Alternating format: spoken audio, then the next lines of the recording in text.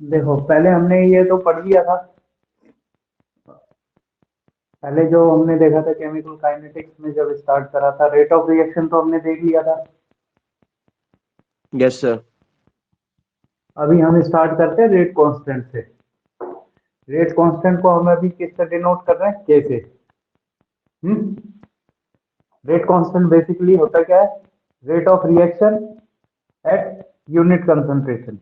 Unit concentration से हम क्या बता रहे हैं यहाँ पे, कि जब रेट कांस्टेंट हम कैलकुलेट करते हैं तो हम अपनी जो रिएक्शंस है उसको देख रहे हैं पर्टिकुलर, जब उसकी यूनिट कंसंट्रेशन होगी, यानी कंसंट्रेशन क्या होगी उसकी, सिंगल होगी, वन होगी। अगर हम सिंपली एक एग्जांपल ले रिएक्शन का, जिसमें हम number of stoichiometry of reactant क्या ले रहे हैं, ए के लिए ले रहे हैं N1 और बी के लिए ले रहे हैं N2।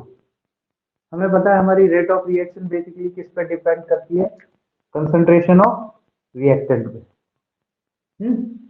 इधर स्टाइकोमेट्री ऑफ प्रोडक्ट क्या है, M1 और M2। ये आर ओ आर जो हमने लास्ट क्लास में डिस्कस करा था, शॉर्ट फॉर्म में है रेट ऑफ रिएक्शन।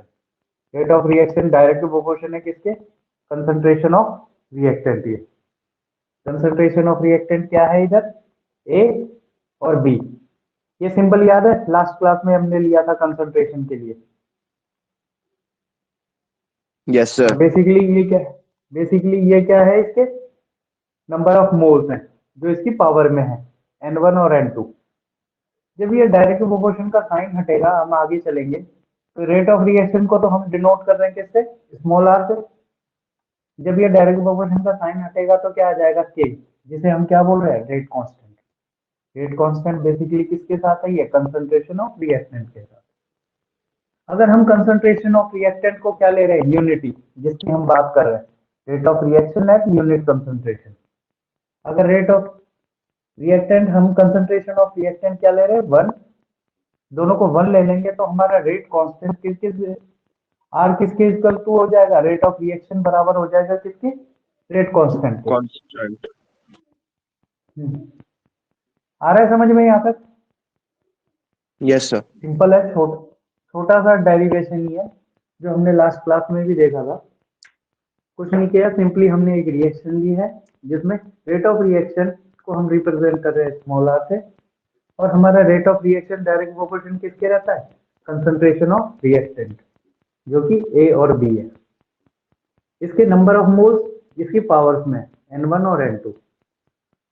बेसिकली हम ले क्या रहे हैं, अगर हमारा rate of reaction at unit concentration, unit concentration से मेरा मतलब क्या है, ए और बी हमको क्या लेना है, वन, तब हमारा रेट ऑफ रिएक्शन किसके बराबर हो जाएगा, रेट कांस्टेंट के।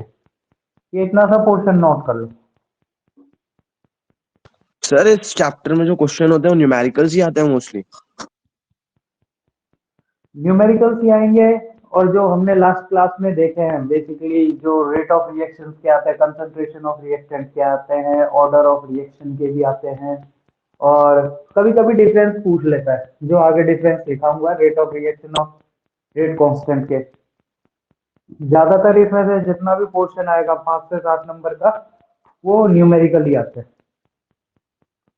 और न्यूमेरिकल भी इस फॉर्म में आते हैं, ओके सर। एक बड़ा न्यूमेरिकल आता है, बाकी एक एक दो दो नंबर के छोटे न्यूमेरिकल आते हैं, जिसमें ऑर्डर ऑफ रिएक्शन पूछ लेता है, छोटे छोटे क्वेश्चन कंसंट्रेशन ऑफ रिएक्टेंट के पूछ लेता है, यूनिट्स के क्वेश्चन आ जाते हैं, कि रेट ऑफ रिएक्शन हमें दे दिया, उसमें यूनिट्स क्या होगी ऑर्डर ऑफ रिएक्शन की।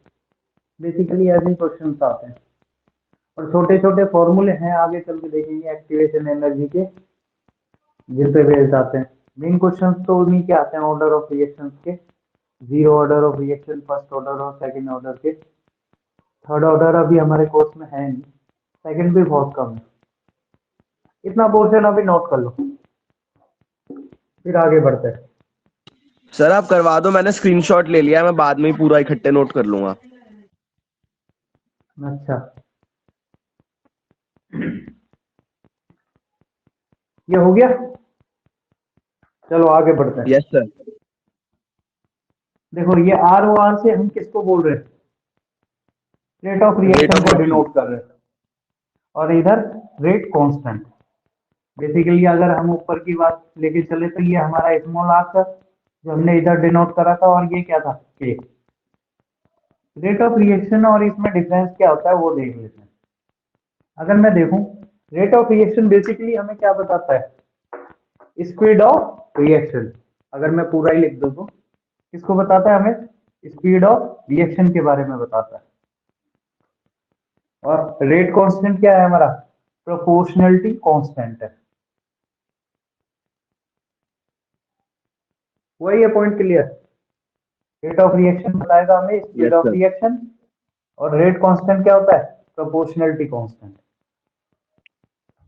दूसरा अगर पॉइंट देखें, इसे हम 1 डाल देते हैं। Second point, concentration of reactant. Rate of reaction किस पे डिपेंड करता है, कंसंट्रेशन ऑफ रिएक्टेंट पे डिपेंड करता है। लेकिन rate constant concentration of reactant पे डिपेंड नहीं करता। इधर से पता लग रहा होगा, rate of reaction direct proportional होता है कंसंट्रेशन ऑफ रिएक्टेंट के। लेकिन रेट कांस्टेंट डिपेंड नहीं करता कंसंट्रेशन ऑफ रिएक्टेंट पे।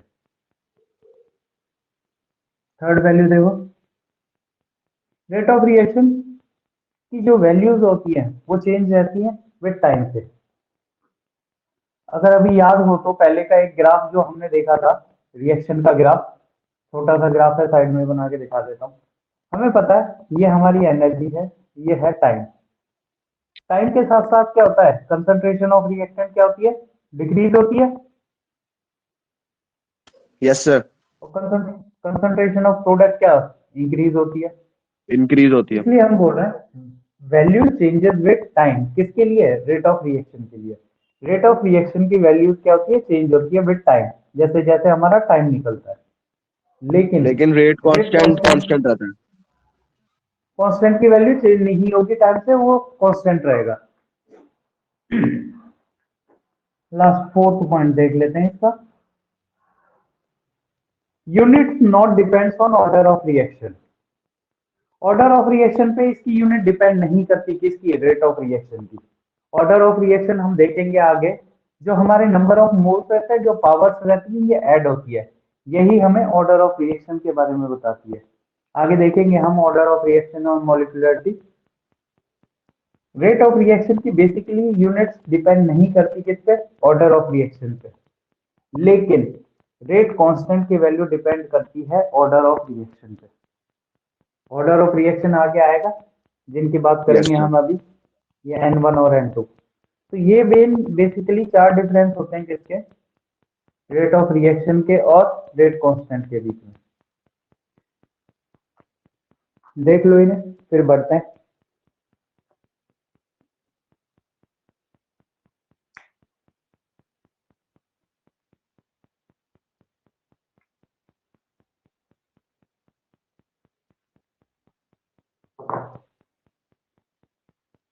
ये पोर्शन हो गया, इसे मैं रब कर देता हूँ। ये नोट कर लिया था ना, यस सर। ये वाला पोर्शन मैं रब कर देता हूँ, इसको फिर और समझाने के लिए काम में ले लेंगे। ये डिफरेंस हो गए। Yes sir. तो इसे भी हम कर देते हैं।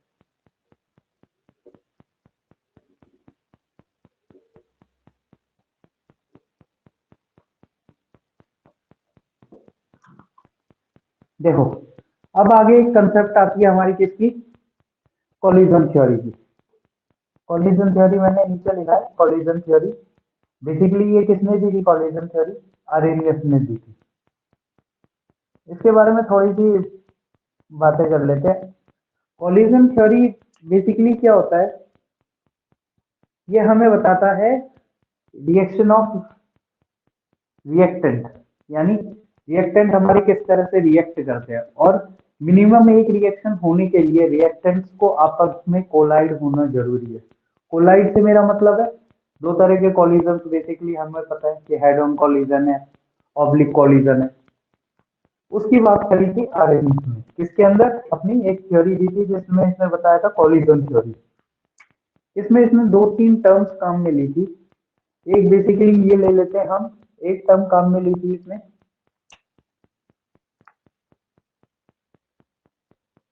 Collision frequency.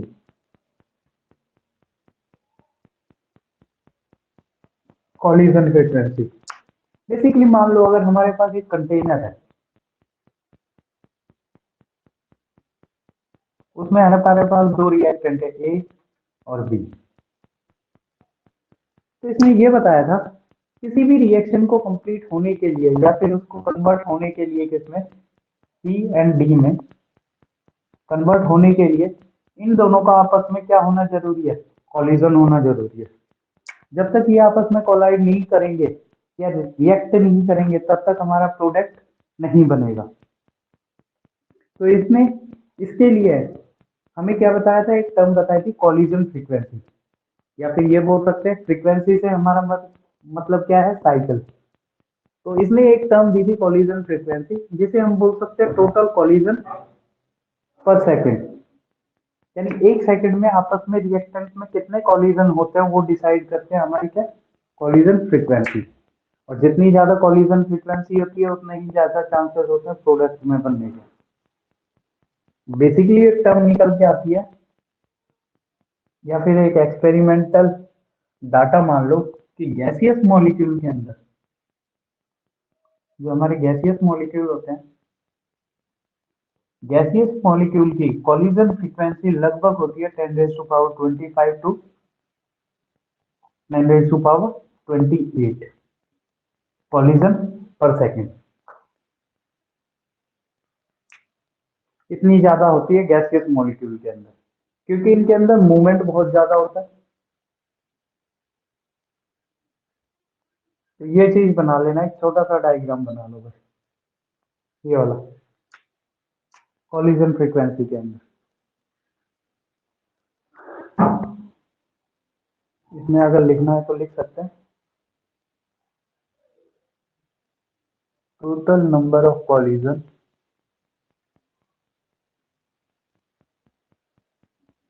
पर सेकेंड।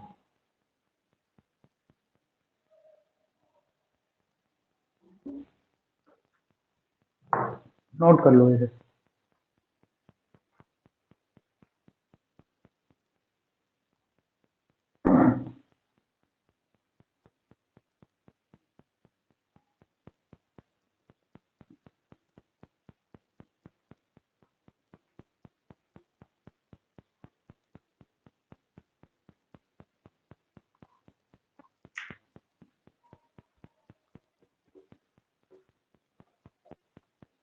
जब नोट कर लेते हो तो बताना है।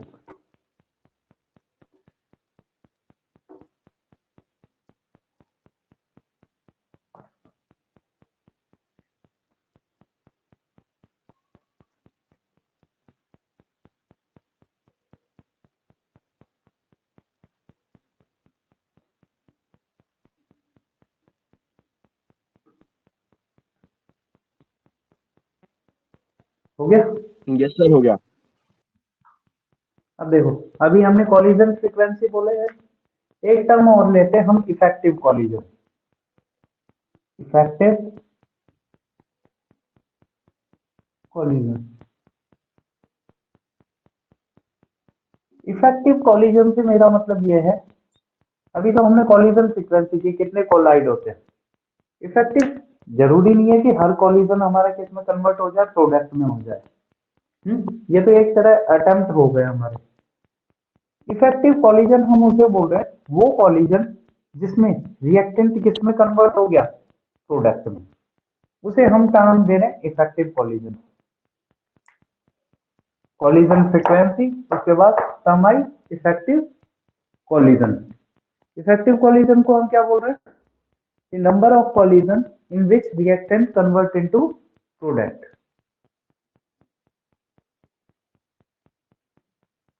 उसे हम बोल रहे हैं इफेक्टिव कॉलिजन।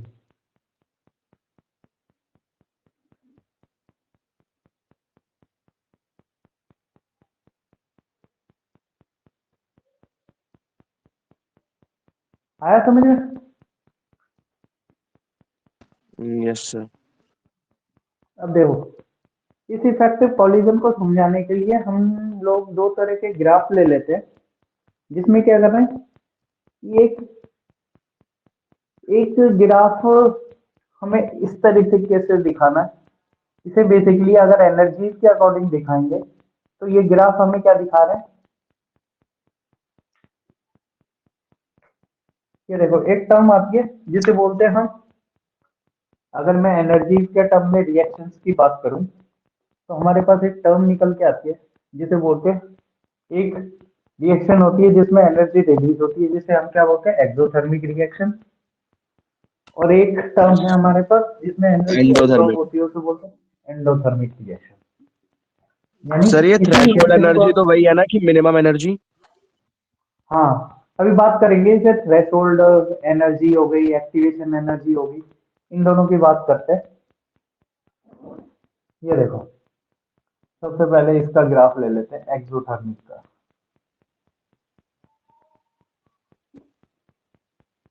ये देखो अगर एक ग्राफ ले जिसमें हम इधर एनर्जी की बात कर रहे हैं और इधर नीचे हमारे पास टाइम है, मैं एक ग्राफ यहाँ से स्टार्ट कर रहा हूँ जिसमें 0 पॉइंट है, यहाँ पे 10 किलो कैलोरी एनर्जी है, ऊपर गए 20, देन 80। रिएक्शन हमारी इस पॉइंट से स्टार्ट हुई। रिएक्शन में क्या हुआ, रिएक्टेंट ग्राफ यहाँ तक गया, ये पॉइंट क्या है हमारे लिए, एक मिनिमम एनर्जी है जिसको आगे अभी लिखेंगे हम, minimum amount of energy which is required to convert reactant into its product. Product. तो ये रिएक्टेंट को कम से कम इतनी एनर्जी तो चाहिए, 20 से 80 तक, यानी कितनी एनर्जी चाहिए, लगभग 60 कैलोरी एनर्जी चाहिए, किलो कैलोरी एनर्जी चाहिए, जो कि इस रिएक्टेंट को किस में कन्वर्ट करे, प्रोडक्ट में, प्रोडक्ट में। जिसे हमने आगे चल के नाम देंगे एक्टिवेशन एनर्जी। आ रहा है समझ में? यस अब सर। देखो ये रिएक्टेंट यहाँ तक पहुंचा और फिर किस में कन्वर्ट हुआ, यहाँ पे ये प्रोडक्ट में कन्वर्ट हो जाना चाहिए, क्योंकि अगर सेम पॉइंट की बात करें, लेकिन कुछ एक्स्ट्रा अमाउंट की एनर्जी ये रिलीज कर रहा है, कितनी, कितनी, 10 से 20 लगभग। इस एक्स्ट्रा अमाउंट ऑफ एनर्जी की वजह से ही हम इस रिएक्शन को क्या बोल रहे हैं, कि ये रिएक्शन है एक्सोथर्मिक रिएक्शन। आ रहा है समझ में?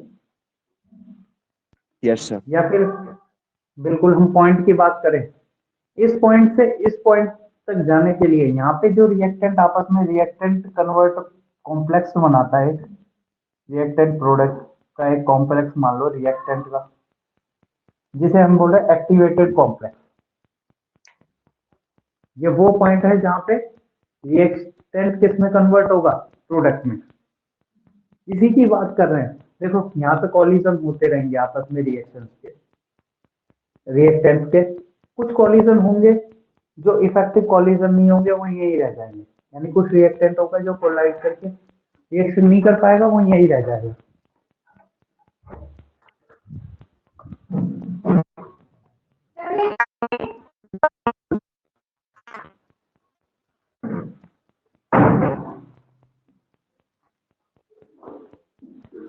हाँ कुछ रिएक्टेंट होंगे वो कन्वर्ट नहीं हो पाएंगे, उन्हें हमने इफेक्टिव कॉलिजन बोला ही नहीं था। लेकिन जो कॉलिजन हमारे कन्वर्ट हो जाएंगे प्रोडक्ट में, वो इफेक्टिव कॉलिजन है, वो यहाँ पर कॉम्प्लेक्स बनाएंगे, देन कन्वर्ट हो जाएंगे किसमें, प्रोडक्ट में। और ये जो इतनी अमाउंट की एनर्जी है, यही हमारे लिए क्या है, एक्सोथर्मिक रिएक्शन को रिप्रेजेंट करने वाली एनर्जी है। आ रहा है समझ में? ये देखो यहाँ से गए यहाँ तक, नहीं तो इतनी एनर्जी एब्जॉर्ब करी थी, इतनी ही रिलीज करी थी, ये एक्स्ट्रा अमाउंट की जो एनर्जी है इतनी, तो ये यही जो हमें एक्स्ट्रा बताइए अमाउंट कि है, सर ये जो एक्स्ट्रा अमाउंट की हाँ, एनर्जी है ये रिलीज हो जाएगी ना। हाँ ये रिलीज हो जाएगी, इसलिए हम इस रिएक्शन को क्या बोलेंगे, exothermic reaction. Exothermic reaction. Hmm, और उस वाले में वो एब्जॉर्ब हो जाएगी तो वो एंडोथर्मिक हो जाएगा। वो एंडोथर्मिक रिएक्शन हो जाएगा। अभी देखते हैं उसे भी, डेफिनेशन लिखनी है, एक्टिवेशन एनर्जी की डेफिनेशन लिखनी है तो लिख सकते हो। एक्टिवेशन एनर्जी जिसको हम किससे भी रिप्रेजेंट कर देते हैं, ई से, आगे चल के आएगा हमारे। एक्टिवेशन एनर्जी में लिखना है तो लिख लो एक line, extra amount of energy which is required, extra amount of energy which is required by reactant molecule by reactant molecule for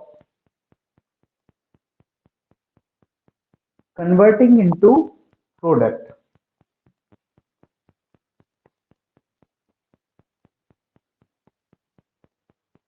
note कर ली? Yes sir. Extra amount of energy which is required by reactant molecule for converting into product, इसी को ही हम बोल रहे हैं activation energy.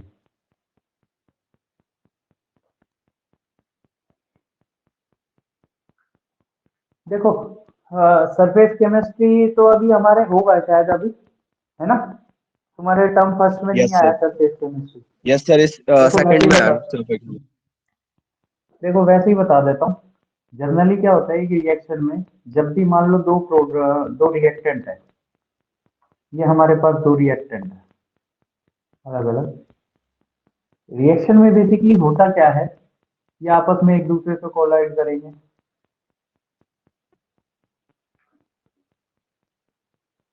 जैसे ये दोनों हैं, ये दोनों आपस में एक दूसरे से कोलाइड करेंगे।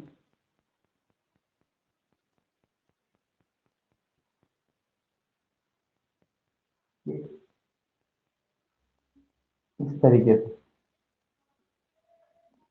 ये रिएक्टेंट है, ये हमारा है कॉम्प्लेक्स, जिसकी हमने यहां बात करी है एक्टिवेटेड कॉम्प्लेक्स। एक्टिवेटेड कॉम्प्लेक्स,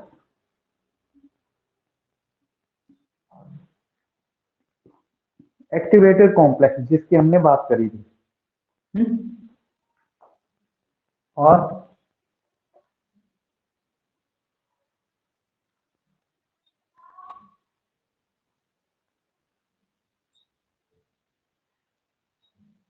ये हो गया हमारा प्रोडक्ट।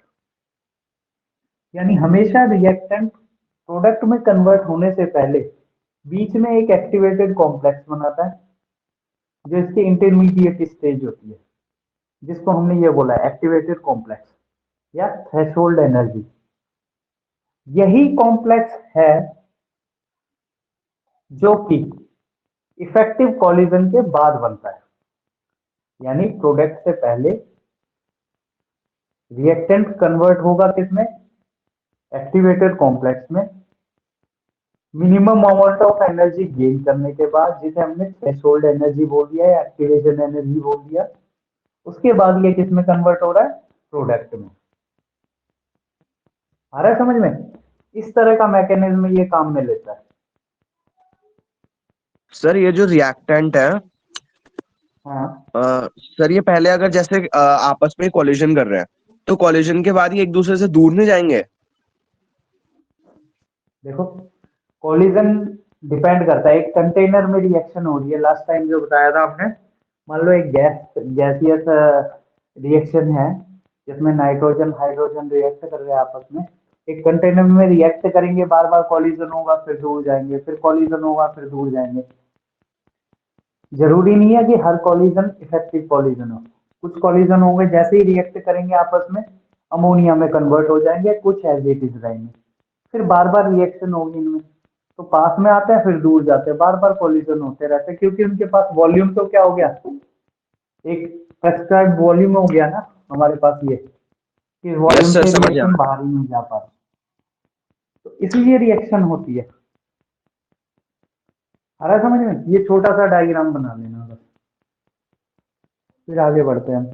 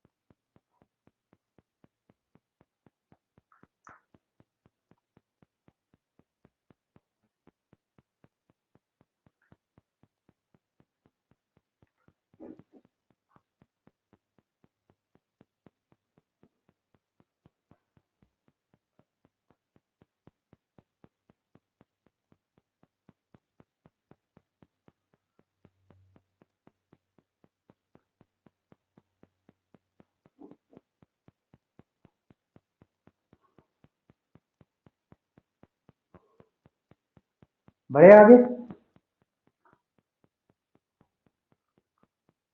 यस सर, हो गया। चलो इसे रब कर देता हूँ।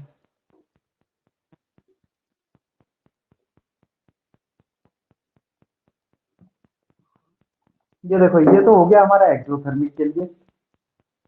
इसको रब कर दूं। एक्सो यस सर। एक्सोथर्मिक को रब कर देते हैं हम केवल बात करते किसकी, एंडोथर्मिक रिएक्शन की।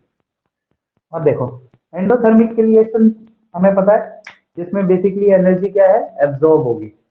ये देखो, यहां से हम चले रिएक्टेंट, एनर्जी एब्जॉर्ब हुई, थ्रेशोल्ड एनर्जी और एक्टिवेशन एनर्जी हमने ली, और यहाँ पे रिएक्शन कंप्लीट हो गई। यानी बेसिकली यहाँ तक चले, यहाँ से स्टार्ट हुए थे और यहाँ पे रिएक्शन खत्म। तो बेसिकली ये जो एक्स्ट्रा अमाउंट की एनर्जी है और एब्जॉर्ब करी थी एक्स्ट्रा, जिसकी वजह से इस रिएक्शन को क्या बोलेंगे, एंडोथर्मिक रिएक्शन। आ रहा है समझ में? ये उसमें ग्राफ कैसा था, उल्टा, कि रिएक्शन यहां से स्टार्ट हुई थी, यहाँ पे खत्म हो जानी चाहिए थी, तो ये एक्स्ट्रा अमाउंट ऑफ एनर्जी थी जो क्या हुई थी, रिलीज हुई थी। रिलीज। किसके केस में, एक्सोथर्मिक में। Exothermic reaction. लेकिन हाँ, लेकिन एंडोथर्मिक में क्या है, ये रिएक्शन यहाँ से स्टार्ट हुई है और यहाँ पे खत्म हो गई। ये रिएक्शन एनर्जी इवन अब्सॉर्ब हो और जाएगी। एनर्जी और एब्जॉर्ब कर सकती है, इतनी एक्स्ट्रा अमाउंट की रिएक्शन। तो इसलिए हम इसे बोल रहे हैं एंडोथर्मिक रिएक्शन। इसलिए तो हम कभी कभी बोलते हैं कि मान लो रिएक्शन ऐसी है हमारे पास, एक रिवर्सिबल रिएक्शन की बात कर लेते हैं, N2 प्लस CH2, रिवर्सिबल का साइन है ये, 2NH3। मान लो ये एंडोथर्मिक रिएक्शन है, एंडोथर्मिक रिएक्शन, हम इसे और एनर्जी प्रोवाइड कर रहे हैं, यानी और टेम्परेचर इसका रेज कर रहे हैं। तो ये रिएक्शन कहाँ मूव करेगी, फॉरवर्ड डायरेक्शन में। आ रहा है समझ में? क्योंकि ये रिएक्शन कैसी है, yes sir. Endothermic reaction. Extra endothermic. और मान लो यही रिएक्शन हमारी एक्सोथर्मिक होती, फिर हम इस रिएक्शन तो का ये अगर दूसरी तरफ टेम्परेचर को मूव करती। टेम्परेचर इंक्रीज करते, तो ये तो इसके लिए एडवर्स कंडीशन है। पहली एक्सोथर्मिक है, यानी एनर्जी रिलीज कर रही है, एनर्जी क्या कर रही है, रिलीज कर रही है। उसके बाद भी हम क्या कर रहे हैं, टेम्परेचर इंक्रीज कर रहे हैं। तो रिएक्शन कौन से डायरेक्शन में मूव करने लग जाती, दूसरी साइड बैकवर्ड को, डायरेक्शन। बैकवर्ड। बस ये डिफरेंस है, ये फॉरवर्ड डायरेक्शन में, ये बैकवर्ड डायरेक्शन में। तो टेम्परेचर राइज करना फेवरेबल कंडीशन होता है एंडोथर्मिक के लिए, और एडवर्स कंडीशन होती है एक्सोथर्मिक के लिए। और ये रहा इनका ग्राफ। आया समझ में? Yes sir. रब कर दूं फिर इसको। Yes sir.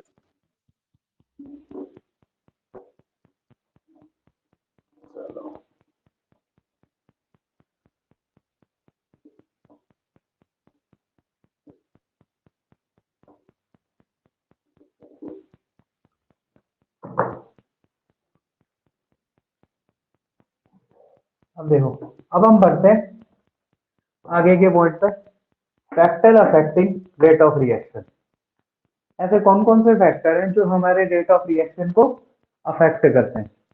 सबसे पहला फैक्टर देखो कौन सा है हमारा, nature of reactant. Nature of reactant से हम इनके बेसिकली क्या कर रहे हैं, कंडीशंस को देख रहे हैं कि रिएक्टेंट कैसा है, सॉलिड है या लिक्विड है या फिर गैस है। अब रेट ऑफ रिएक्शन सबसे ज्यादा फास्ट किस कंडीशन में होगा, अगर मैं लूंगा, तो सबसे ज्यादा रेट ऑफ रिएक्शन होता है हमारा किसमें, गैसियस कंडीशन में। क्वेश्चन भी आया हुआ है डायरेक्टली कई बार। यस सर, क्योंकि इसके पार्टिकल्स बहुत ज्यादा वो होते हैं। मूव कर सकते हैं फ्रीली। पार्टिकल इजीली मूव कर सकते हैं, ये इजीली मूव नहीं करेंगे, इसलिए रेट ऑफ रिएक्शन सबसे ज्यादा फास्ट होती है गैसियस कंडीशन में, उसके बाद लिक्विड, उसके बाद सॉलिड।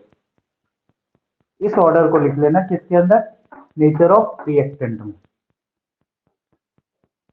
अगर तीन कंडीशंस हमें दी जाए, गैसियस, लिक्विड और सॉलिड, तो रेट ऑफ रिएक्शन सबसे ज्यादा फास्ट होगी किसमें, गैसियस कंडीशन में।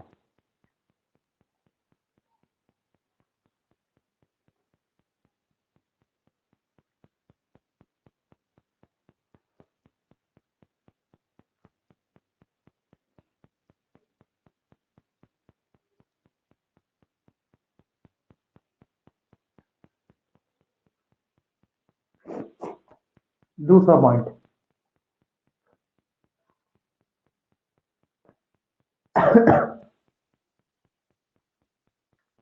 दूसरा पॉइंट देखो इसका,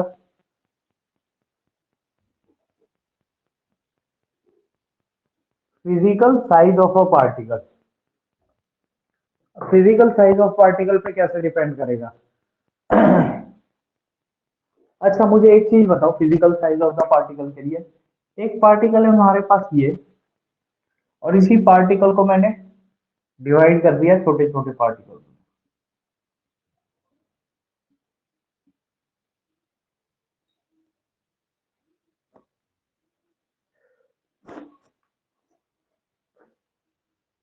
रेट ऑफ रिएक्शन हमारे लिए इंक्रीज होगी या डिक्रीज होगी।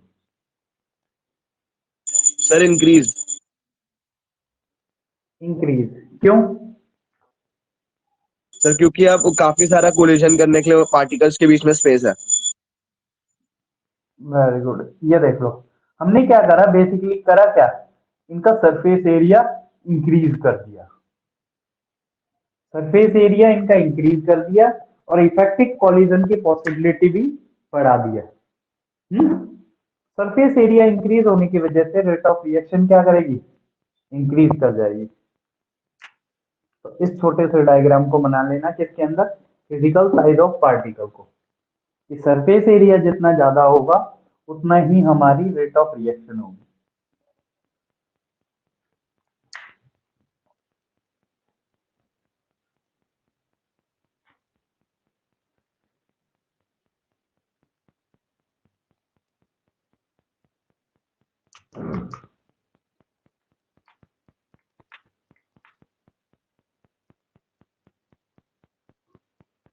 बना लिया सर।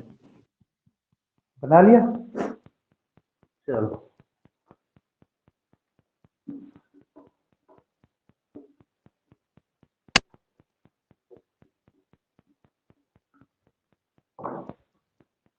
थर्ड है हमारा chemical nature of reactant.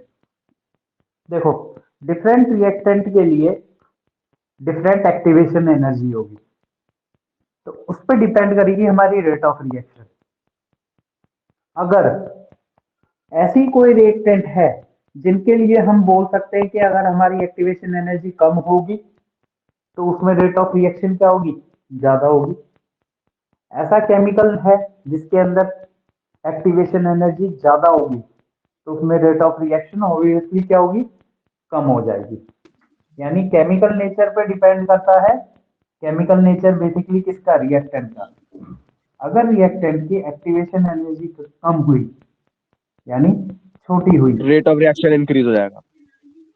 Increase हो जाएगा। Activation energy come, rate of reaction बढ़ गया।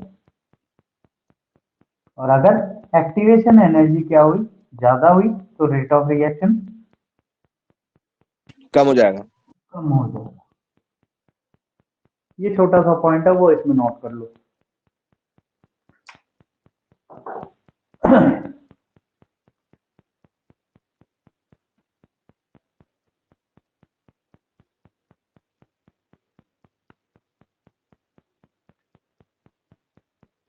हो गया। अब बात करते हैं किसकी, डी पॉइंट की, कंसंट्रेशन ऑफ रिएक्टेंट। ये तो पता ही होगा, अभी बात करी थी हमने, रेट ऑफ रिएक्शन हमारा डायरेक्टली प्रोपोर्शन होता है किसके, कंसंट्रेशन ऑफ रिएक्टेंट के। जो एक रिएक्शन ली थी हमने, याद है, N1A plus N2B yes sir. M1C plus M2D। तो concentration of reactant direct proportion है इसके रेट ऑफ रिएक्शन के। जितना कंसंट्रेशन ऑफ रिएक्टेंट ज्यादा होगा उतना ही हमारा क्या होगा, रेट ऑफ रिएक्शन होगा।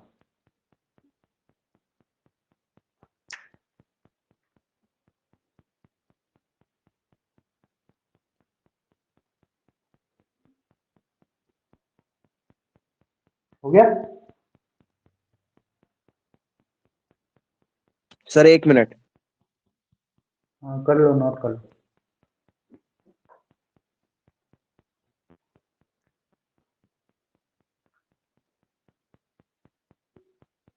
यस सर, हो गया। चलो, यानी इतने पॉइंट हमारे हमने डिस्कस कर लिए। कंसंट्रेशन ऑफ रिएक्टेंट भी हो गया, ये हो गया। अब देखो प्रेशर। प्रेशर देखो, प्रेशर की जब हम बात करेंगे तो प्रेशर में हमारे solid and liquid, solid and liquid को तो हम अभी कंसीडर करेंगे ही नहीं। किसके अंदर, रेट ऑफ रिएक्शन को। बेसिकली किसको कंसीडर करा जाएगा रेट ऑफ सर रिएक्शन के गैसियस अंदर, स्टेट जब को। प्रेशर, गैसेस को। इसमें देखना, मान लो हमारे पास एक कंटेनर है, अगर हम प्रेशर इसका बढ़ाएंगे, पिस्टन के थ्रू मान लो बढ़ा रहे हैं इसका प्रेशर, हमने इसका वॉल्यूम कर दिया कम, प्रेशर इंक्रीज हो गया। तो अगर वॉल्यूम कम कर दिया तो चांसेस ऑफ इफेक्टिव कॉलिजन क्या होंगे,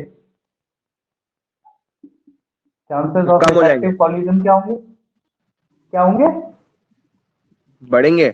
इफेक्टिव बढ़ जाएंगे। देखो पहले वॉल्यूम ये था हमारे पास V1 वॉल्यूम, फिर हमने क्या कर दिया, वॉल्यूम को तो कर दिया decrease. Yes sir.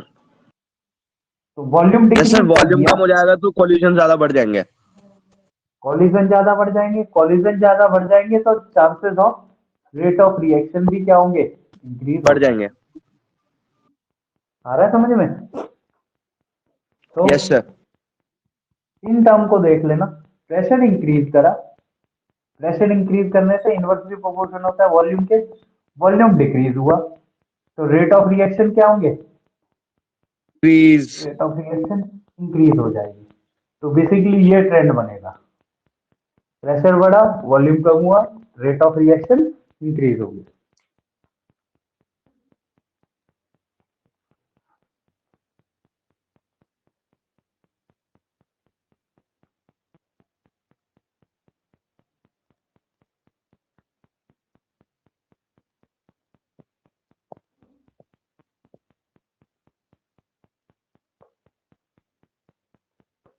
Yes sir, note कर लिया। कर लिया? चलो,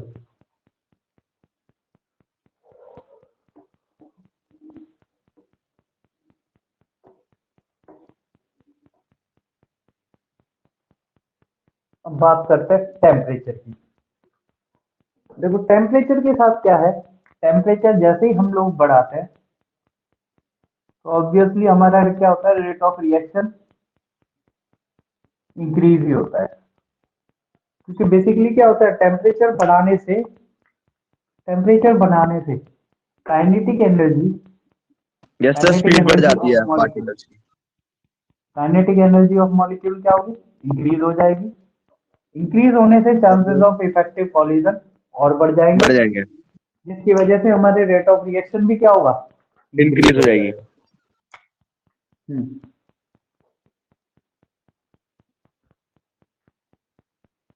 जनरली ये बोला जाता है for every 10 degree Celsius increment, rate of reaction लगभग 2 to 3 टाइम इंक्रीज हो जाता है। ये है जिसे हम लोग बोलते हैं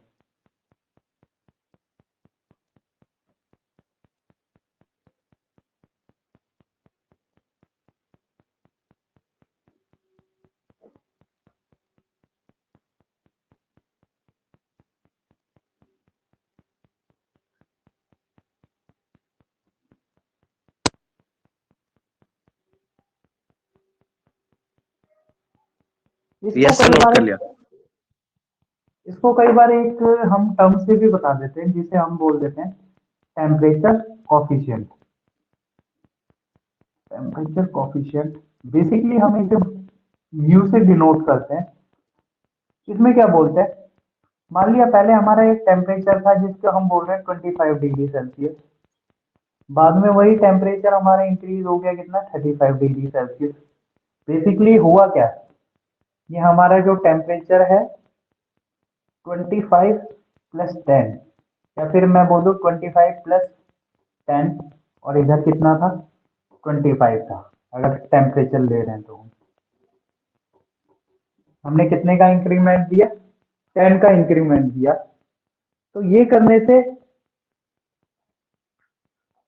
इसे हम क्या कर रहे हैं, इसी से ही हम रेट ऑफ रिएक्शन से दिखा रहे हैं।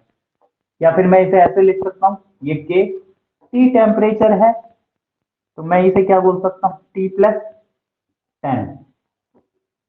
इसी रेशियो ऑफ टेम्परेचर को ही हम क्या बोल देते हैं, टेम्परेचर कॉफिशिएंट से शो कर देते हैं किसी भी रिएक्शन के लिए। कि अगर हम बोलें कि अगर हमारा एक रिएक्शन 10 डिग्री से इंक्रीज हो रहा है तो उसमें rate of reaction generally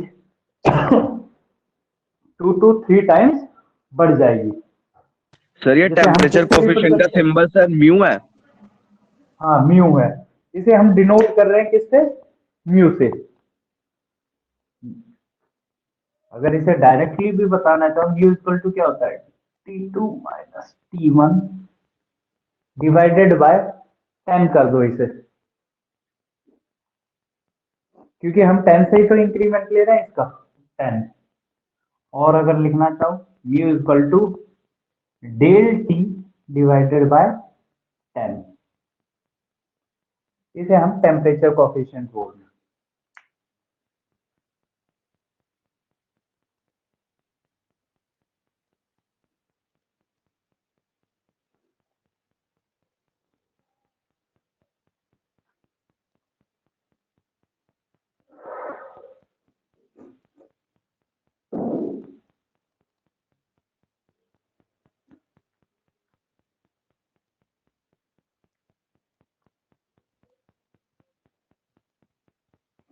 sir एक चीज पूछनी थी। हाँ बोलो। सर जो इंजीनियर स्ट्रेस होता है वो केमिस्ट्री का पार्ट है फिजिक्स का? इंजीनियर स्ट्रेस ये फिजिक्स का पार्ट है, क्यों क्या हो गया। नहीं सर, वो पूछना था कि क्या होता है। देखो स्ट्रेस और स्ट्रेन बेसिकली विस्कोसिटी से रिलेटेड होते हैं। स्ट्रेस और स्ट्रेन जो होते हैं हमारे विस्कोसिटी से रिलेट होते हैं। स्ट्रेस को हम जनरली क्या बोल देते हैं, फोर्स पर यूनिट लेंथ भी बोल देते हैं। जैसे प्रेशर क्या होता है हमारा, फोर्स पर यूनिट एरिया होता है। स्ट्रेस को हम क्या लेते हैं, फोर्स पर यूनिट लेंथ ले लेते हैं। बेसिकली जब हम लिक्विड की बात करते हैं तो उसके अंदर देखते हैं हम स्ट्रेस और स्ट्रेन, उसमें डिस्कस करते हैं ये okay sir. Viscosity gradient, stress, strain, surface tension, ये सारी चीजें साथ में। रब करूं इसे। Yes sir.